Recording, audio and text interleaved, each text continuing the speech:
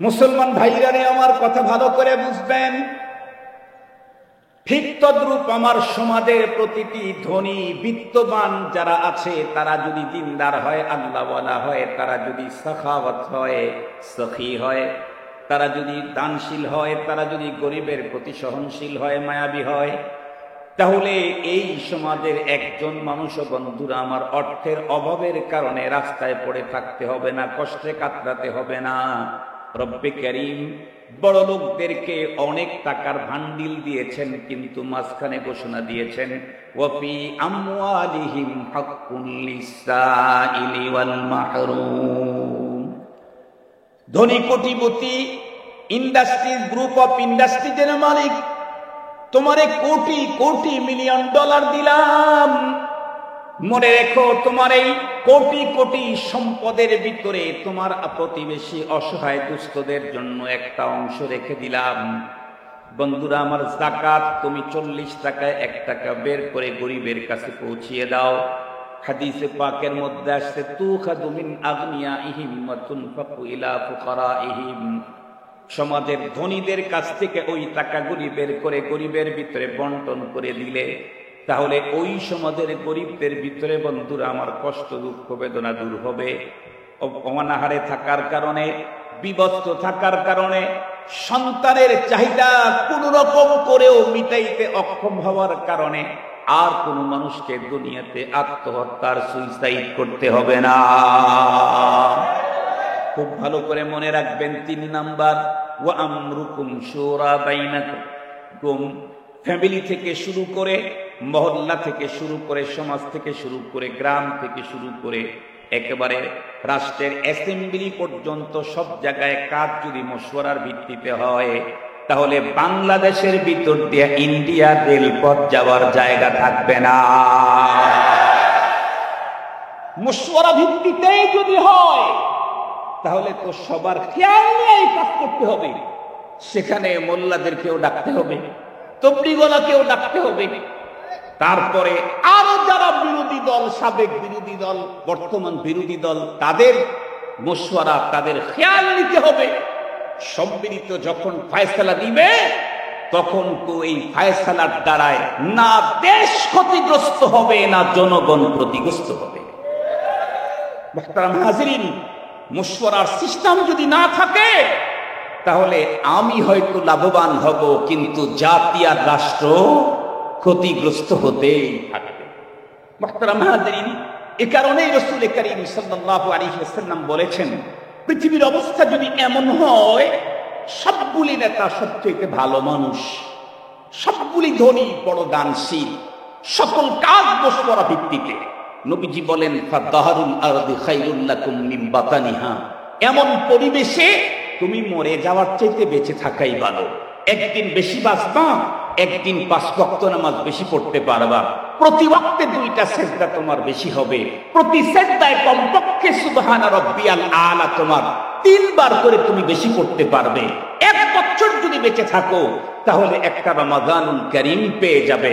রমাদানুল মুবারকে এমন এক রাত তোমাকে দেওয়া হবে, 1 রাত 83 বছরের চাইতেও দাম। 1 রাত। লম্বা কথা হাদিসে পাকের মধ্যে এসেছে। যেহেতু ওয়েদারের অবস্থা ভালো না, এজন্য আমি সেদিকে যেতে চাই না। হাদিসে পাকের দ্বিতীয় অংশটা আপনাদের খেদমতে পড়ে দিই। তাহলে এই অবস্থা যদি এমন হয় তাহলে তখন মানুষ ইচ্ছা করলেও গুনাহ করতে পারবে না। কেন?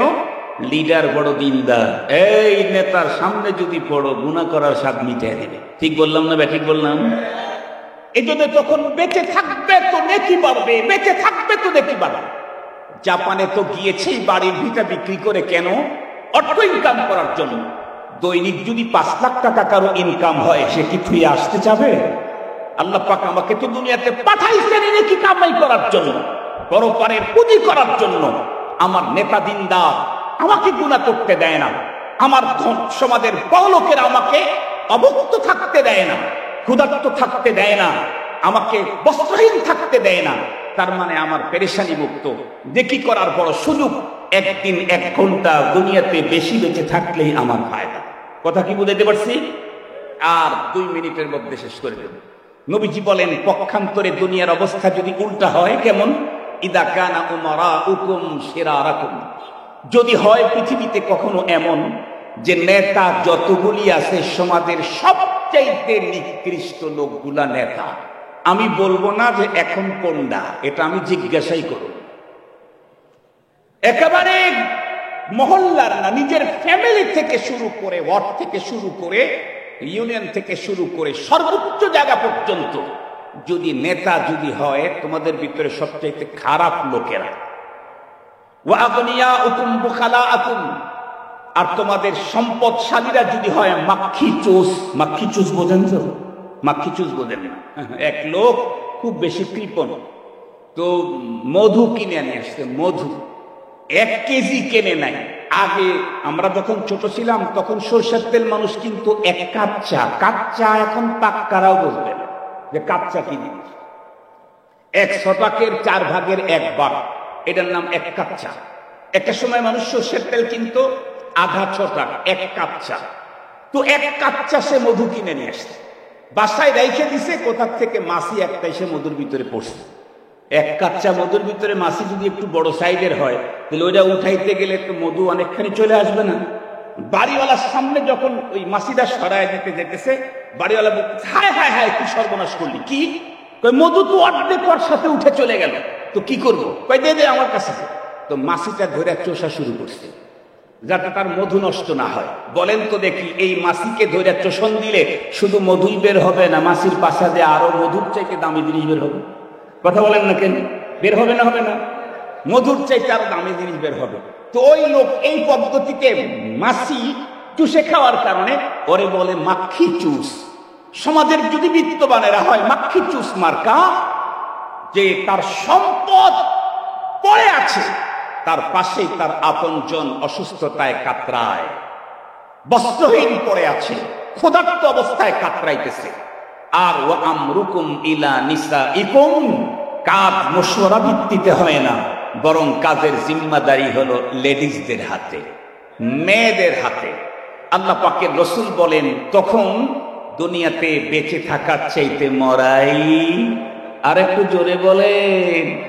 তার মানে আমি কিন্তু বলতেছি না যে বাংলাদেশের লোকেরা যার যার গলায় শেষে দড়ি দেয়, এটা কিন্তু আমি বলি না। আপনারা উল্টা বুঝেন না, রংপুরের মানুষ সাদা সিধা মানুষ। মুহতারাম হাজিরিন, তার অর্থ হলো এই অবস্থাতে আমি আপনি বেঁচে থাকলে পরপারের পুঁজি করার চাইতে গুনাহ বাড়তে থাকবে। সমাজের সবচেয়ে খারাপ লোক আমার নেতা, আমাকে গুনাহ করতে উদ্বুদ্ধ করবে, বাধ্য করবে। সমাজের বিত্তবানেরা বখিল, সমাজের নেতৃত্ব নারীদের হাতে। তখন বেঁচে থাকার চাইতে মরাই উত্তম। কেন? যতদিন বেশি বেঁচে থাকবো গুনাহ বেশি হওয়ার কারণে পরপারে শাস্তি ভোগ করতে হবে। আমি এখন জিজ্ঞাসা করতে চাই, যেই 3 শ্রেণীর কাজ, 3টা কাজ দুনিয়াতে হলে দুনিয়াতে বেঁচে থাকা উত্তম, সেটা হলো নেতা যদি সবচেয়ে ভালো হয়, ধনী যদি হয় দানশীল, কাজ যদি হয় মশওয়ারা ভিত্তিতে। জিজ্ঞাসা করতে চাই, এই 3 কাজ সম্পাদন করার জন্য এক্সপার্ট আর যোগ্য লোক তৈরি হয় পৃথিবীর কোন বিদ্যালয়? আর একটু জোরে বলেন, আর একটু জোরে বলেন, আরো চিল্লায় বলেন। নেককার তৈরি হয় মাদ্রাসায়।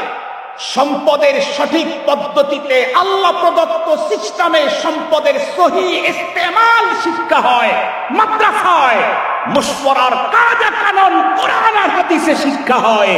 সুতরাং মাদ্রাসা শিক্ষা যত বাড়তে থাকবে, আগামী দিনে নেতৃত্ব সুন্দর হবে, সমাজের ধনীরা দানশীল হবে, মশওয়ারা ভিত্তিক কাজ চলবে। দুনিয়াতে বেঁচে থাকলেই জান্নাতের আলা মাকাম নসিব হবে। পক্ষান্তরে এই প্রতিষ্ঠান, দ্বীনি প্রতিষ্ঠান যদি কারো ষড়যন্ত্র আর শকুনের চোখের কারণে যদি বন্ধ হয়, মুসলিম যদি সেদিকে না তাকায়, তাহলে 1000 বছর পর্যন্ত কেঁদে চোখ থেকে পানির পরিবর্তে রক্ত বের করলেও এই ভুলের খেসারত তানাফি জীবনেও করতে পারবে না। আসুন জীবনের শেষ বিন্দু রক্ত দিয়ে হলেও মাদারেসে দ্বীনিয়া গুলা আমরা হেফাজত করি। আল্লাহ পাক তৌফিক দান করুক। ওয়া আখিরু দাওয়ানা আনিল হামদুলিল্লাহি রাব্বিল আলামিন। আসসালামু আলাইকুম। আউযু বিল্লাহি মিনাশ শাইতানির রাজীম। بسم الله الرحمن الرحيم ما آتاكم الرسول فخذوه وما نهاكم عنه فانتهوا واتقوا الله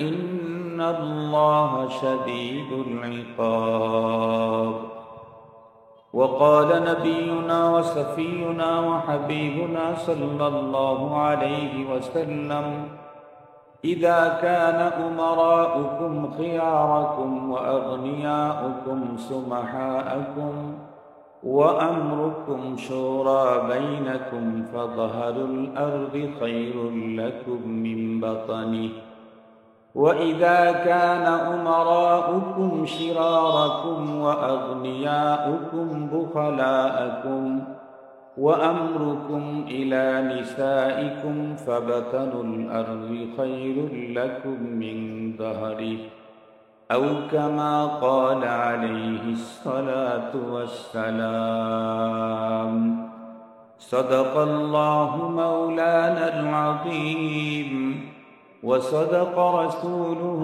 النبي الأمي الكريم ونحن على ذلك لمن الشاهدين والشاكرين والذاكرين والحمد لله رب العالمين اللهم صل على سيدنا مولانا محمد وعلى آله وأصحابه وبارك وسلم اللهم صل على محمد النبي الأمي وعلى آله وسلم تسليما يا رب صل وسلم دائما أبدا على حبيبك خير الخلق كلهم আজ 6 জুলাই 2024 ইংরেজি শনিবার রংপুর নিসবতগঞ্জ হিফজুল কোরআন মাদ্রাসার ইন্তেজামে হাফেজ ছাত্রদের পাগড়ি প্রদান উপলক্ষে আয়োজিত ওয়াজ মাহফিলের শ্রদ্ধাভাজন সম্মানিত সভাপতি মুআজ্জাজ হযরত বুজুর্গুল উলামায়ে কেরাম, বিভিন্ন দ্বীনি মাদারিস থেকে আগত আজিজ তালাবা, বিভিন্ন অঞ্চল থেকে সমাগত সম্মানিত সুধী, সর্বপ্রথম মহান আল্লাহ পাকের দরবারে আলিশানে লাখো কোটি শুকর যে রব্বে করিম বড় দয়া করে মায়া করে ভালোবেসে আমাদের হায়াতকে দীর্ঘায়িত করে আজকে বৈরী আবহাওয়ার মাঝেও অল্প সময়ের জন্য হলেও আমাদেরকে কোরআন হাকিম হাদিসে পাকের গুরুত্বপূর্ণ আলোচনার বরকতপূর্ণ মজলিসে উপস্থিত হয়ে বর্তমান সময়ে বাংলাদেশের খ্যাতিমান হযরত উলামা মাশায়েখদের জবান থেকে জরুরি দ্বীনি আলোচনা শোনার যে সুযোগ করে দিলেন, সে রব্বে করিমের দরবারে আমরা প্রত্যেকেই শুকরগুজার হচ্ছি। জবান খুলে ভক্তি সহকারে মুহাব্বত নিয়ে দিল থেকে আবেগের সাথে উচ্চ কণ্ঠে সকলেই পড়ে নেই আলহামদুলিল্লাহ। একেবারে লম্বা টাইম বৃষ্টির কারণে আপনারা ঠান্ডা হয়ে গেছেন, তাই না? আলহামদুলিল্লাহর আওয়াজটা একেবারেই ঠান্ডা। মানুষ পিচ্ছিল পথে যেমন ধীরে ধীরে পা ফেলে, আপনাদের আলহামদুলিল্লাহর আওয়াজ তার চাইতেও জটিল। একটু মুহাব্বতের সাথে জোর আওয়াজে আকীদত নিয়ে সমস্বরে সকলেই পড়ে নেই আলহামদুলিল্লাহ। মুহতারাম হাজিরিন, আজকের এই মাহফিলে দেশের বর্তমান সময়ের আলোচিত কারি এবং আলোচক বিন্দু উপস্থিত হয়েছেন। ইতিমধ্যে বাংলাদেশের উলামায়ে কেরামের কাছে অত্যন্ত প্রিয় এবং অত্যন্ত শ্রদ্ধাভাজন ব্যক্তিত্ব বারিধারা মাদ্রাসার সম্মানিত মুহাদ্দিস হযরত মাওলানা মুফতি হাবিবুল্লাহ মাহমুদ কাসিমি হাফিজাহুল্লাহ, উনি তিনি আলোচনা করেছেন। আমার পরে যিনি আলোচনা করবেন এবং তিলাওয়াত করবেন তিলাওয়াত করবেন যিনি কারি সাহেব হুজুর, উনিও এসেছেন। উনি নিজেই বিশ্ববরেণ্য না, ওনার ছেলেরা, তার ছাত্ররাই পৃথিবীতে নাম করে। যে কারি সাহেব হুজুর এসেছেন তার ছাত্র একটা সঙ্গে করে নিয়েই এসেছেন কোরআনে পাকের তিলাওয়াত আপনাদেরকে শোনাবার জন্য। এরপরে যিনি আসবেন আখিরি বয়ান, দোয়া করবেন আল্লাহ তাআলা ওয়েদারকে ভালো রাখুক। বাংলাদেশে সুলতানুল ওয়াইজিন খ্যাত সকল উলামায়ে কেরামের প্রিয় মানুষ আল্লামা খালেদ সাইফুল্লাহ আইয়ুবী হাফিজাহুল্লাহ। যেহেতু আকাশে মেঘ, যে কোনো মুহূর্তে বৃষ্টি হওয়ার সম্ভাবনাটা আছে, এ কারণে হাবিবুল্লাহ ভাই আমাকে বলেছিলেন যে আমি 40 মিনিট বয়ান করব আর আপনি 50 মিনিট। আমি বলছি যে আমি তো রংপুর, লালমনিরহাট এমন কোনো মহল্লা নাই যে মহল্লায় আমি ওয়াজ করিনি। একেবারে চুলদারি কাঁচা থাকতে আমার বয়ান শুরু হয়েছে, এখন সবগুলা পেকে লাল হয়ে গেছে। আমার তো এত ওয়াজের দরকার নাই, আপনারা মেহমান, আমি উত্তরবঙ্গের মানুষ, আমি মেজবান, এই জন্য আমি খুব কম সময় আলোচনা করি। কারণ হাজিরিন,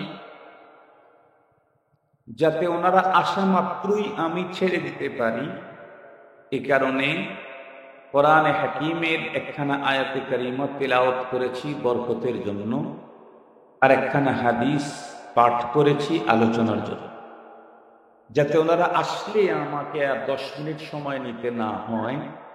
2 মিনিটের মধ্যেই আমি আলোচনাটাকে কমপ্লিট করে উঠে যেতে পারি। এ কারণে আমি শুধুমাত্র কেবলমাত্র হাদিসকে সামনে নিয়েই আপনাদের খেদমতে আলোচনা করব। হাদিসটা সুন্দর করে বুঝতে চাইলে প্রথমে আমাদেরকে একটা ছোট্ট ভূমিকা জানতে হবে। আমরা প্রত্যেকেই জানি এ পৃথিবীর যত মানুষ আছে, প্রতিটি মানুষের সিস্টেম হলো প্রায় একরকম। সেটা হলো মানুষ এক জায়গায় ইনকাম করে আর এক জায়গায় ভক্ষণ করে, আরাম করে। ইনকামের জন্য মানুষ এক জায়গায়, আর এটাকে বসবাসের জন্য, আরাম আয়েশের জন্য আর এক জায়গায়। এ কারণেই দেখবেন আমাদের বাংলাদেশে অনেক বিদেশি আছে, তারা নানা কাজে আমাদের দেশে কাজেরত আছে। অনেক বড় বড় ব্রিজ, কালভার্ট, বিদ্যুৎ উৎপাদন কেন্দ্র থেকে শুরু করে অনেক বড় বড় জায়গাতে অনেক বিদেশি আছে।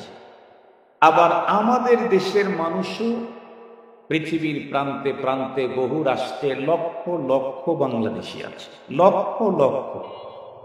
কোন এক রাষ্ট্রেও 12 লাখ, 14 লাখ, 15 লাখ বাঙালি আছে, 20 লাখ বাঙালি আছে কোন এক রাষ্ট্রেই। খুব ভালো করে বুঝবেন, মানুষ এক জায়গায় ইনকাম করে আর এক জায়গাতে ভোগ করে, এটা হলো সিস্টেম।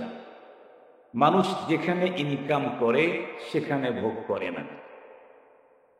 আল্লাহ পাক রব্বুল আলামিন আমাদের প্রত্যেকের জন্য সিস্টেম দিয়েছেন। আল্লাহ পাকের রাসূল বলেছেন, আদ-দুনিয়া মাজরাআতুল আখিরা। এই পৃথিবীতে রব আমাদেরকে পাঠিয়েছেন, এই দুনিয়া হলো ইনকামের জায়গা।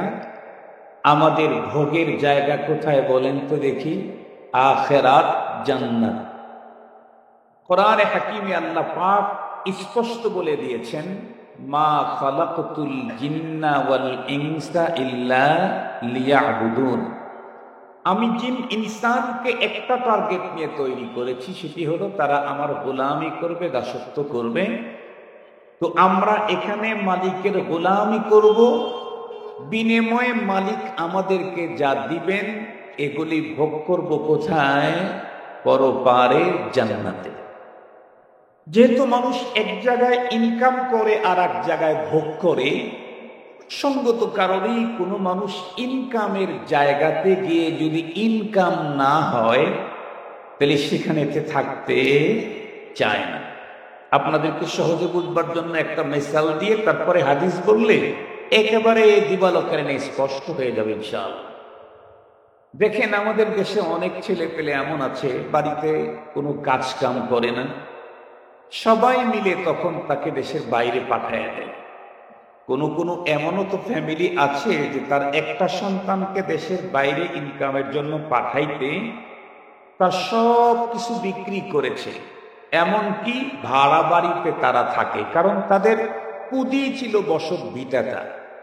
এটা বিক্রি করে ছেলেকে জাপানে পাঠিয়েছে, কারণ জাপানে যারা যায় তারা কোটি কোটি টাকা ইনকাম করতে পারে, এটার প্রমাণ আছে। তো জাপানে পাঠিয়ে দিয়েছে, তার ভিটা বাড়িটা বিক্রি করে, ইভেন আরো আত্মীয় স্বজনদের কাছ থেকে কিছু টাকা লোন ধার করেও নিয়েছে। বুকে বিশাল বড় আশা নিয়ে ছেলেটাও জাপানে গেছে, বাবা মাও পাঠিয়ে দিয়েছে যে ওইখানে গেলে অনেক টাকা ইনকাম করতে পারবে।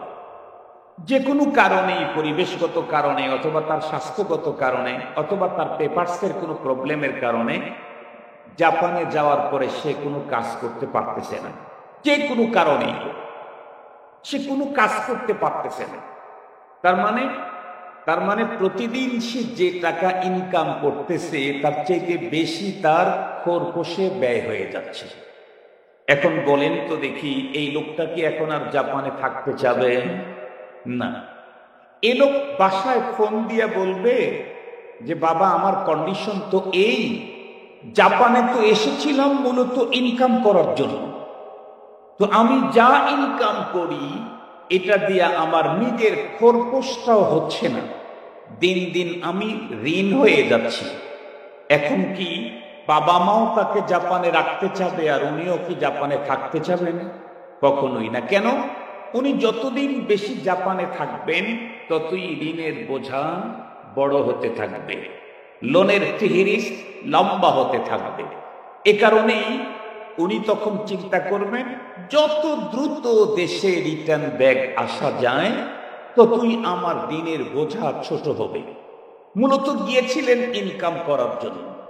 মুহতারাম হাজিরিন, এই কথাটা যদি বুঝে থাকেন তাহলে মহানবী মুহাম্মদুর রাসূলুল্লাহ সাল্লাল্লাহু, একটু বলেন না, সাল্লাল্লাহু আলাইহি ওয়াসাল্লামের জবানে মোবারকের আমি পঠিত হাদিসটা বুঝতে কোনো সমস্যাই হবে না। নবী আলাইহিস সালাম বলেন, পৃথিবীতে যদি তিনটা অবস্থা বিদ্যমান থাকে তখন তোমাদের জন্য পৃথিবীর জমিনের পিঠ উত্তম পেটের চাইতে, তার মানে বেঁচে থাকা উত্তম মরে যাওয়ার চাইতে। আর যদি পৃথিবীর অবস্থা ভিন্ন রকমের হয়, তিনটা অবস্থা যদি আসে, তাইলে তখন পৃথিবীর পেটই তোমাদের জন্য উত্তম পিঠের চাইতে, তার মানে পৃথিবীতে বেঁচে থাকার চাইতে মরে যাওয়াই উত্তম। কেন? খুব ভালো করে বুঝবেন, কারণ পৃথিবীর প্রতিটি মানুষকে আল্লাহ পাক এ দুনিয়াতে পাঠিয়েছেন একেবারে জীবনেও কোনোদিন ফিরে যেতে হবে না এমনটি কি না, বরং কোরআনে হাকিম আল্লাহ তাআলা বলেন, কুল্লু নাফসিন যায়িকাতুল মাউত, প্রতিটি প্রাণীকে মৃত্যুর স্বাদ গ্রহণ করতেই হবে, মৃত্যু হবেই হবে, তো মরে যাব।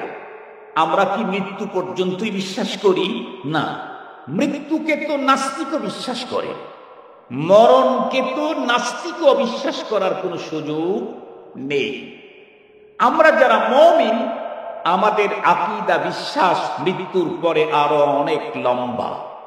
আপনাদের মনে পড়ে কি, ছোটবেলায় মর্নিং মক্তবে ওই যে গ্রাম্য মুন্সি আমাদেরকে কয়েকটা কালিমা শিখিয়েছিল, আমানতু বিল্লাহি ওয়া মালাইকাতিহি ওয়া কুতুবিহি ওয়া রুসুলিহি ওয়াল ইয়াউমিল আখিরি ওয়াল কদরি খাইরিহি ওয়া শাররিহি মিনাল্লাহি তাআলা ওয়াল বা'থি বা'দাল মাউত। আমাদের আকীদা মৃত্যুর পরে আরো অনেক লম্বা। কেমন?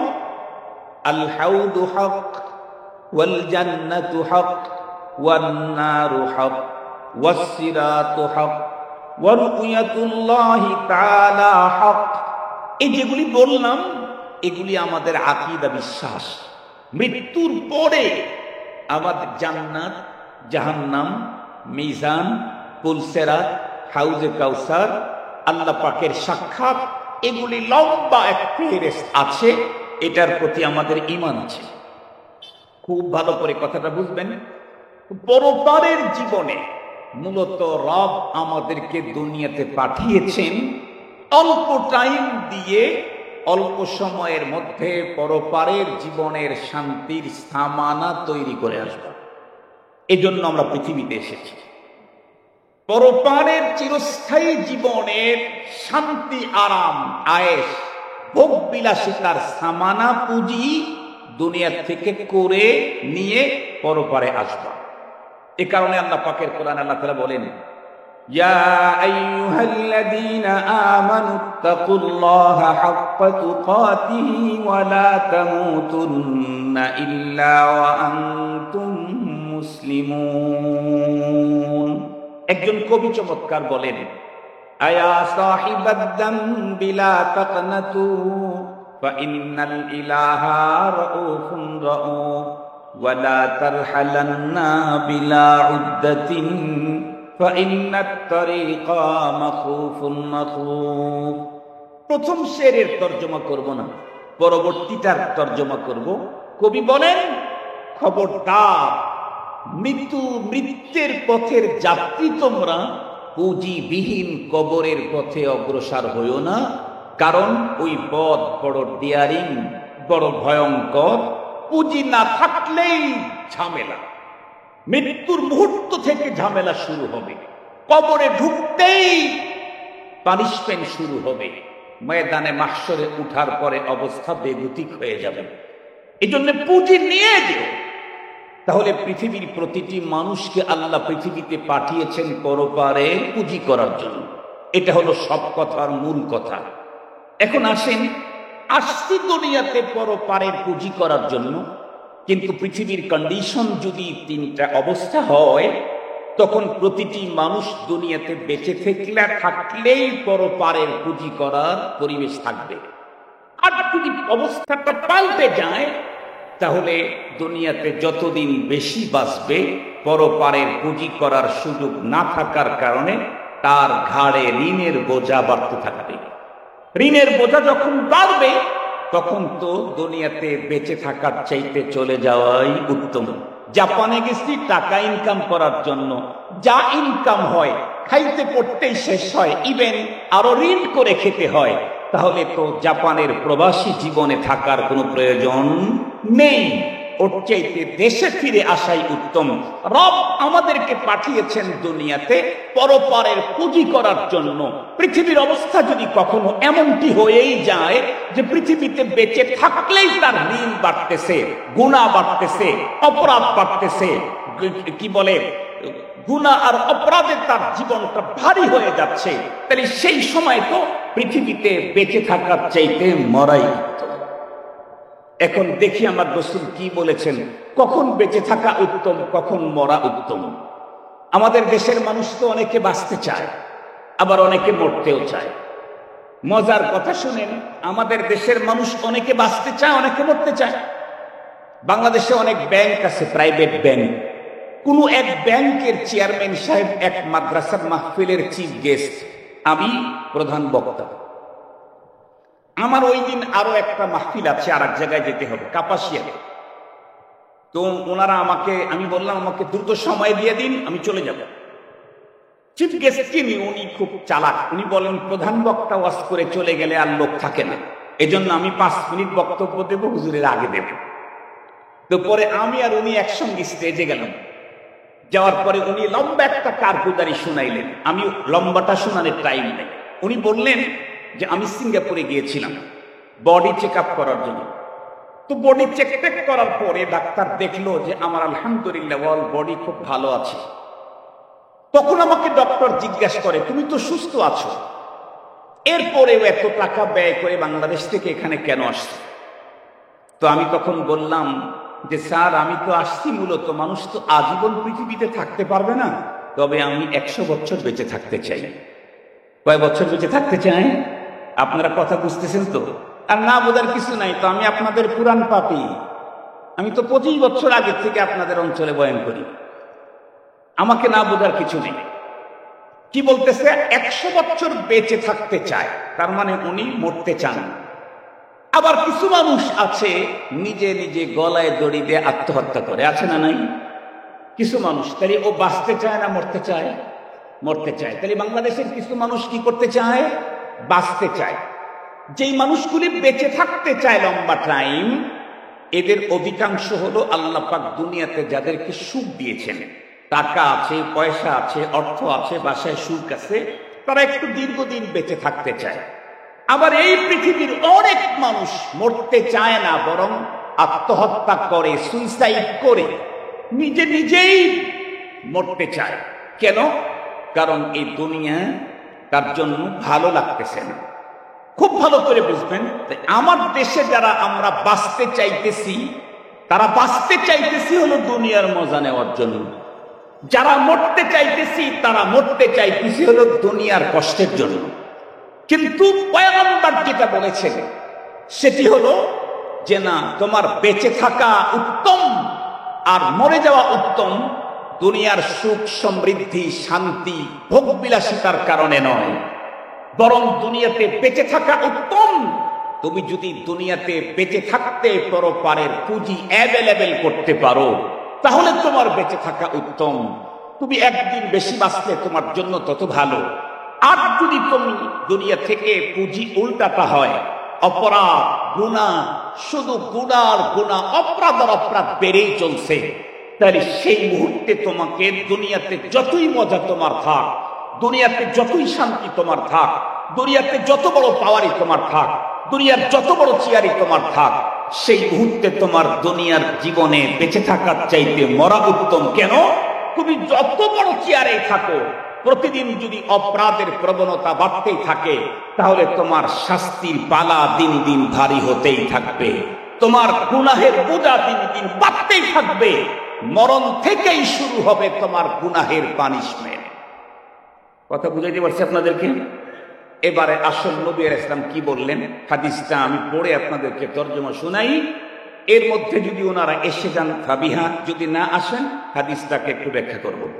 রাসূল করিম সাল্লাল্লাহু আলাইহি ওয়াসাল্লাম বলেন, ইদা কানা উমারাউকুম খিয়ারাকুম, পৃথিবীতে যদি এমন অবস্থা হয় কোন দেশে, যেমন আমাদের দেশের কথাই বলি, আজ তোমার দেশের নেতা যারা, একেবারে ছোট নেতা, পাতি নেতা থেকে শুরু করে, গ্রামের নেতা থেকে শুরু করে, ফ্যামিলির নেতা থেকে শুরু করে, সর্বোচ্চ চেয়ার পর্যন্ত নেতা যারা, এই সিরিয়ালের লোকগুলো যদি সবচাইতে ভালো হয়, সবচাইতে কি হয়? আপনার ফ্যামিলির নেতাকে, আপনার ফ্যামিলির 8 সদস্য আপনারা, আপনার ফ্যামিলিতে 5 সদস্য আপনারা, এই 5 জনের মধ্যে তো একজন নেতা। এই 5 জনের ভিতরে যে ভালো, সে হলো আপনার ফ্যামিলির নেতা। আপনার মহল্লাতে লোক আছে 5000, 5000 লোকের ভিতরে যে সবচাইতে ভালো, ভদ্র, দিনদার, সেই হলো আপনাদের মহল্লার নেতা। আপনার গ্রামে আছে 10,000, 10,000-এর ভিতরে সবচাইতে ভালো যে লোক, সে হলো আপনার গ্রামের নেতা। আপনার ওয়ার্ডে আছে 50,000, 50,000-এর ভিতরে সবচাইতে ভালো যে লোকটা, সেই হলো আপনার ওয়ার্ডের নেতা। আপনার ইউনিয়নে আছে 1 লাখ মানুষ, 1 লাখের ভিতরে সবচাইতে ভালো যে লোকটা, সেই লোকটা আপনার ইউনিয়নের নেতা। এভাবে করতে করতে করতে করতে সর্বোচ্চ পর্যন্ত সবচাইতে বড় চেয়ারে কে? এদেশের সবচাইতে ভালো মানুষটা যে। নবীজি বলেন, এমন কন্ডিশন যদি পৃথিবীতে হয়, তাহলে একটা অবস্থা। আর একটা কি? ওয়া আগনিয়াউকুম সুমাহাআকুম, তোমাদের সমাজের ধনী বিত্তবান যারা, তারা যদি হয় দানশীল, মায়াবী, মানুষের প্রতি দরদ ভালোবাসাওয়ালা, ধনী লোক যারা, আল্লাহ যাদেরকে ধন দিয়েছেন, সম্পদ দিয়েছেন, সব দানশীল। খুব ভালো করে বুঝবেন। 3 নাম্বার, ওয়া আমরুকুম শুরা বাইনাকুম, রাষ্ট্রের কাছ থেকে শুরু করে মহল্লার তোমার ফ্যামিলির কাজ পর্যন্ত সব জায়গাতে কাজ হয় মশওয়ারা ভিত্তিক। কেউ কেউ বলতে পারেন, হুজুর আমাদের রাষ্ট্রের কাজ তো মশওয়ারা ভিত্তিকই হয়, কারণ সংসদে তো সংসদ বসে তো মশওয়ারার জন্যেই। সংসদ কি জন্য বসে? কথা বলেন। মশওয়ারার জন্য বসে। কিন্তু আমাদের দেশের সংসদের মশওয়ারার সিস্টেম যেটা, এটা শরীয়তের সিস্টেম না। আমাদের দেশের সংসদের মশওয়ারার সিস্টেম হলো, এই বিলের পক্ষে যারা আছেন তারা হা বলুন, যারা বিপক্ষে আছেন তারা না বলুন। বিপক্ষের লোক যদি 3 গুণও বেশি হয়, কিন্তু পক্ষের লোক মানে যেহেতু প্রস্তাব দিয়েছে সরকার, এ কারণে স্পিকার কি বলতে হয়, হা জয়যুক্ত হয়েছে, হা জয়যুক্ত হয়েছে, হা জয়যুক্ত হয়েছে, বিল পাস। এটা ইসলামী শরীয়তে মশওয়ারার পদ্ধতি নয়। একেবারে আপনার ঘর থেকে শুরু করে সব জায়গাতে যদি মশওয়ারা ভিত্তিক কাজ চালু হয়, তাহলে তখন শান্তি কি পরিমাণে হবে আপনাদেরকে বোঝাবার জন্য একটা ছোট্ট মেসাল দিলে বুঝবেন। ধরে নেন আপনারা 3 সদস্যের ফ্যামিলি, আপনি, আপনার স্ত্রী, একটা সন্তান। অনেকে আছে না এখন, এক সন্তানওয়ালা দম্পতি এখন আছে না নাই? একটু আওয়াজ করেন। এক সন্তানওয়ালা দম্পতি এখন আছে, কারণ এখনকার স্লোগান উন্নত।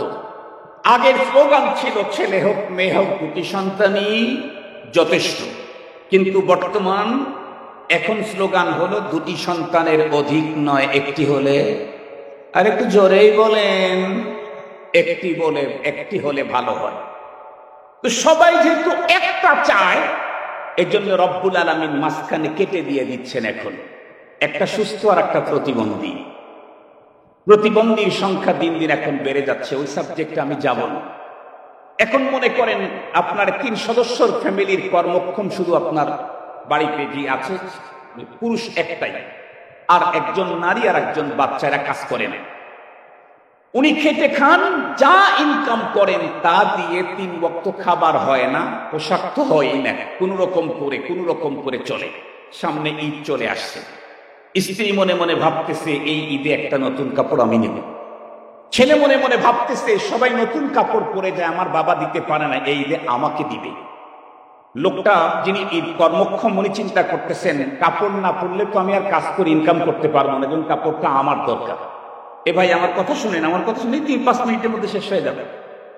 এখন যদি যিনি কাজ করে কষ্ট করে টাকা ইনকাম করেন, উনিও যদি মশওয়ারা ছাড়া নিজের জন্য কাপড় খরিদ করেন, দেখবেন ওনার স্ত্রী আর সন্তান বাঁকা হয়ে থাকবে। পক্ষান্তরে যদি এই 3 জনকে নিয়ে 3 জনই বসেন, স্বামী যদি বলে দেখো স্ত্রীকে, তুমি এত কষ্ট করো, আমার সংসারটাকে তুমি ধরে রেখেছো, তো আমি অর্থ ইনকাম করেছি, যে একটা কাপড় কেনার টাকা আমার নাই, কারো কাছ থেকে ঋণ করে হয়তো একটা কাপড় কিনবো, আমার মনে হয় কাপড়টা তোমাকে দিলেই ভালো হয়। স্ত্রী তখন বিবেকের কাছেই বলবে না, আমাকে দরকার নাই, আমি তো আর বাইরে যাই না, আমি সিরা কাপড় পরতে পারবো, আপনার একটা কাপড় দরকার। শেষ পর্যন্ত 2 জনে মিলে বলবে আমারও দরকার নাই, তোমারও দরকার নাই, কলিজার টুকরা সন্তানকে একটা কাপড় দিয়ে দিই। কাপড় খরিদ করলেন, একটা কোনো ঝামেলা নাই। কেন? মশওয়ারার কারণে। মশওয়ারা ছাড়া যদি আপনি কিনতেন, তাহলে কিন্তু স্ত্রী একদিকে আর সন্তান আর একদিকে বাঁকা হয়ে যেত, আসতো অশান্তি। এই পৃথিবীর সমস্ত নেতাগুলি যদি ভালো হয়, যেই ফ্যামিলির নেতা ভালো, 5 জনের ভিতরে সবচাইতে ভালো, ওই ফ্যামিলিতে তো 56 ইঞ্চি মনিটর কিনে নিয়ে আসবে। কথা বলেন না কেন? কিনে নিয়ে আসবে কেন? কারণ এই ফ্যামিলির গার্ডিয়ান যিনি, উনি নেককার, আল্লাহর ভয় তার অন্তরে আছে, তাহলে ফ্যামিলি গুনাহ থেকে মুক্ত হল। যেই মহল্লার সবচেয়ে বড় নেতা যে, সে যদি দিনদার পাক্কা নামাজি হয়, তাহলে সে যাত্রা বসাবে। কথা বলেন? তাহলে এলাকার মানুষ যাত্রার গুনাহ থেকে বেঁচে গেল। ওয়ার্ডের যিনি নেতা হবেন, উনি যদি দিনদার হন, তাহলে কি সার্কাস নিয়ে আসবে? কথা বলেন? যিনি চেয়ারম্যান, উনি যদি দিনদার হন, তাহলে কি এলাকাতে বৈশাখী মেলা বসাবে? আর একটু জোরে বলেন না। তাহলে প্রতিটি মানুষের জীবনে পরপারের পুঁজি বাড়তেই থাকবে, গুনাহ মুক্ত জীবন চলবে, পথ চলতেই নেকি হতে থাকবে।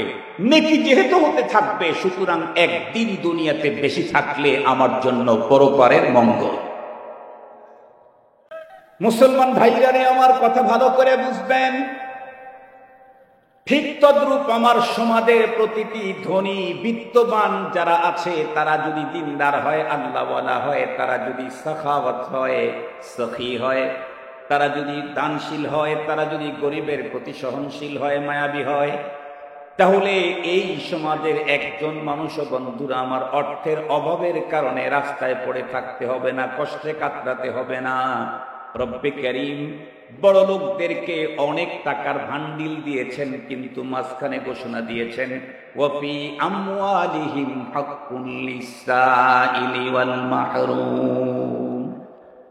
ধনী কোটিপতি ইন্ডাস্ট্রিজ, গ্রুপ অফ ইন্ডাস্ট্রিজের মালিক, তোমারে কোটি কোটি মিলিয়ন ডলার দিলাম, মনে রেখো তোমার এই কোটি কোটি সম্পদের ভিতরে তোমার প্রতিবেশী অসহায় দুস্থদের জন্য একটা অংশ রেখে দিলাম।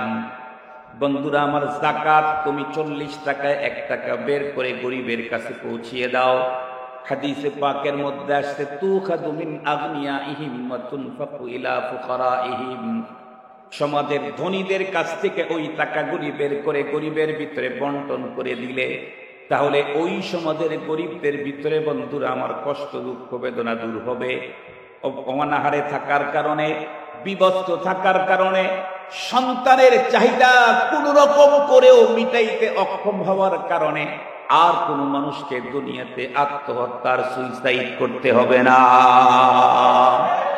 খুব ভালো করে মনে রাখবেন। 3 নাম্বার, ওয়া আমরুকুম শুরা বাইনাকুম। ফ্যামিলি থেকে শুরু করে, মহল্লা থেকে শুরু করে, সমাজ থেকে শুরু করে, গ্রাম থেকে শুরু করে একেবারে রাষ্ট্রের অ্যাসেম্বলি পর্যন্ত সব জায়গায় কাজ যদি মশওয়ারার ভিত্তিতে হয়, তাহলে বাংলাদেশের ভিতর দিয়ে ইন্ডিয়া রেলপথ যাওয়ার জায়গা থাকবে না। মশওয়ারা ভিত্তিতেই যদি হয় তাহলে তো সবার খেয়াল নিয়ে কাজ করতে হবে। সেখানে মোল্লাদেরকেও ডাকতে হবে, তবলিগওয়ালাকেও ডাকতে হবে, তারপরে আরো যারা বিরোধী দল, সাবেক বিরোধী দল, বর্তমান বিরোধী দল, তাদের মশওয়ারা, তাদের খেয়াল নিতে হবে। সম্মিলিত যখন ফয়সালা দিবে তখন তো এই ফয়সালার দ্বারায় না দেশ ক্ষতিগ্রস্ত হবে, না জনগণ ক্ষতিগ্রস্ত হবে। মুহতারাম হাজিরিন, মশওয়ারার সিস্টেম যদি না থাকে তাহলে আমি হয়তো লাভবান হব, কিন্তু জাতি আর রাষ্ট্র ক্ষতিগ্রস্ত হতেই থাকবে। মুহতারাম হাজিরিন, এ কারণেই রাসূল করিম সাল্লাল্লাহু আলাইহি ওয়াসাল্লাম বলেছেন, পৃথিবীর অবস্থা যদি এমন হয় সবগুলি নেতা সবচেয়ে ভালো মানুষ, সবগুলি ধনী, বড় দানশীল, সকল কাজ মশওয়ারা ভিত্তিতে, নবীজি বলেন ফাদাহারুল আরদি খায়রুল লাকুম মিন বাতানিহা।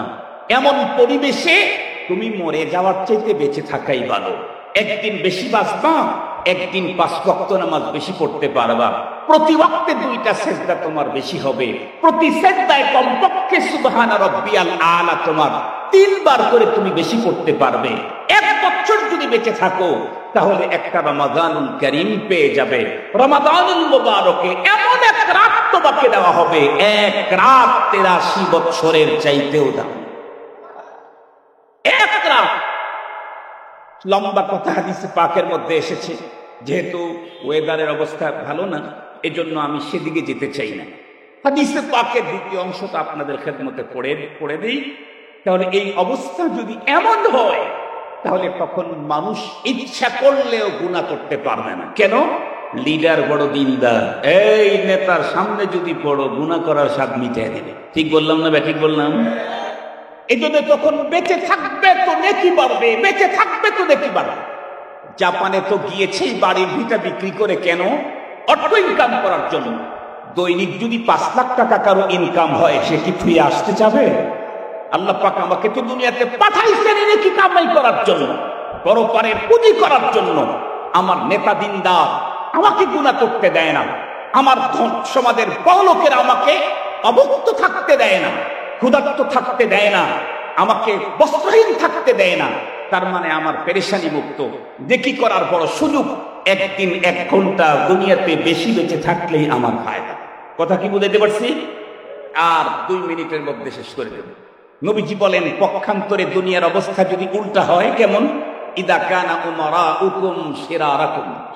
যদি হয় পৃথিবীতে কখনো এমন যে নেতা যতগুলি আছে সমাজের সবচাইতে নিকৃষ্ট লোকগুলা নেতা, আমি বলবো না যে এখন কোনটা, এটা আমি জিজ্ঞাসাই করব।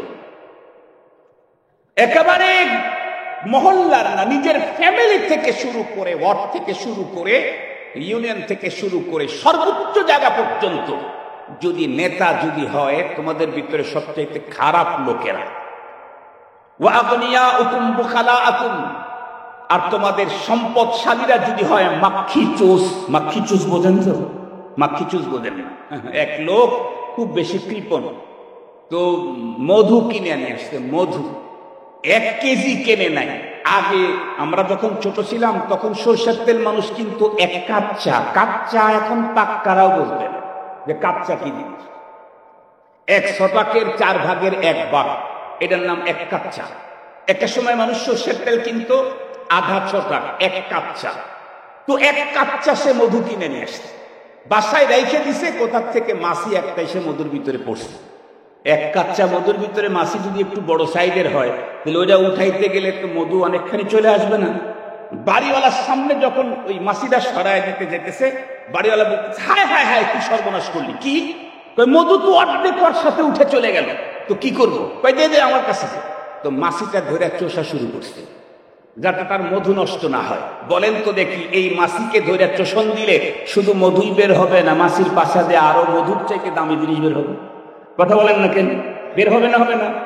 মধুর চাইতে আরো দামি জিনিস বের হবে। তো ওই লোক এই পদ্ধতিতে মাছি চুষে খাওয়ার কারণে ওরে বলে মাক্ষি চুষ।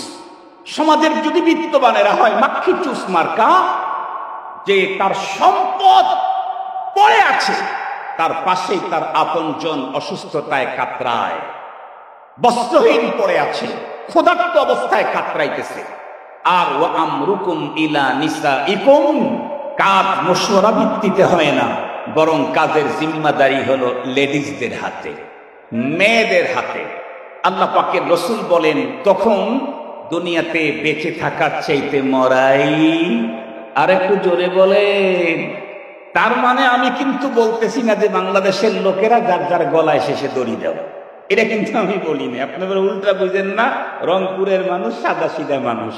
মুহতারাম হাজিরিন, তার অর্থ হলো এই অবস্থাতে আমি আপনি বেঁচে থাকলে পরপারের পুঁজি করার চাইতে গুনাহ বাড়তে থাকবে। সমাজের সবচেয়ে খারাপ লোক আমার নেতা, আমাকে গুনাহ করতে উদ্বুদ্ধ করবে, বাধ্য করবে। সমাজের বিত্তবানেরা বখিল, সমাজের নেতৃত্ব নারীদের হাতে। তখন বেঁচে থাকার চাইতে মরাই উত্তম। কেন? যতদিন বেশি বেঁচে থাকবো, গুনাহ বেশি হওয়ার কারণে পরপারে শাস্তি ভোগ করতে হবে। আমি এখন জিজ্ঞাসা করতে চাই, যেই 3 শ্রেণীর কাজ, 3টা কাজ দুনিয়াতে হলে দুনিয়াতে বেঁচে থাকা উত্তম, সেটা হলো নেতা যদি সবচেয়ে ভালো হয়, ধনী যদি হয় দানশীল, কাজ যদি হয় মশওয়ারা ভিত্তিতে। জিজ্ঞাসা করতে চাই, এই 3 কাজ সম্পাদন করার জন্য এক্সপার্ট আর যোগ্য লোক তৈরি হয় পৃথিবীর কোন বিদ্যালয়ে? আর একটু জোরে বলেন, আর একটু জোরে বলেন, আরো চিল্লায় বলেন। নেককার তৈরি হয় মাদ্রাসায়। সম্পদের সঠিক পদ্ধতিতে আল্লাহ প্রদত্ত সিস্টেমে সম্পদের সহিহ ইস্তেমাল শিক্ষা হয় মাদ্রাসায়। মশওয়ারার কায়দা কানুন কোরআন আর হাদিসে শিক্ষা হয়। সুতরাং মাদ্রাসা শিক্ষা যত বাড়তে থাকবে, আগামী দিনে নেতৃত্ব সুন্দর হবে, সমাজের ধনীরা দানশীল হবে, মশওয়ারা ভিত্তিক কাজ চলবে। দুনিয়াতে বেঁচে থাকলেই জান্নাতের আলা রকম নসিব হবে। পক্ষান্তরে এই প্রতিষ্ঠান, দ্বীনি প্রতিষ্ঠান যদি কারো ষড়যন্ত্র আর শকুনের চোখের কারণে যদি বন্ধ হয়, মুসলিম যদি সেদিকে না তাকায়, তাহলে 1000 বছর পর্যন্ত কেঁদে চোখ থেকে পানির পরিবর্তে রক্ত বের করলেও এই ভুলের খেসারত তালাফি জীবনেও করতে পারবে না। আসুন জীবনের শেষ বিন্দু রক্ত দিয়ে হলেও মাদারেসে দ্বীনিয়া গুলো আমরা হেফাজত করি। আল্লাহ পাক তৌফিক দান করুক। ওয়া আখিরু দাওয়ানা আনিল হামদুলিল্লাহি রাব্বিল আলামিন। আসসালামু আলাইকুম।